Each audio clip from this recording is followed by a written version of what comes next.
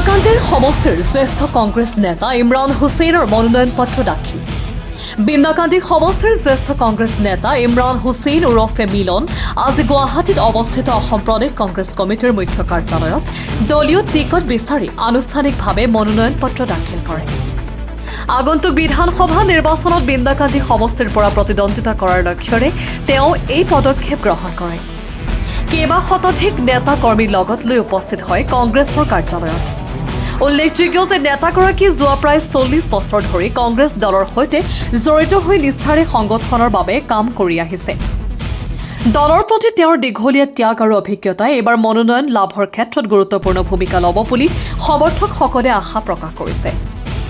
মনোনয়ন দাখিলৰ পিছত ইমৰান হুছেইনে কয়, সমষ্টিটোৰ উন্নয়ন, যুৱ প্ৰজন্মৰ স্বাৰ্থ সুৰক্ষা আৰু সাধাৰণ ৰাইজৰ সমস্যাসমূহ সমাধান কৰাই তেওঁৰ মূল লক্ষ্য হ'ব।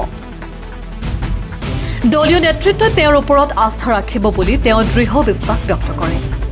দলীয় মহলত এই মনোনয়ন দাখিলক লৈ যথেষ্ট উৎসাহ পৰিলক্ষিত হৈছে।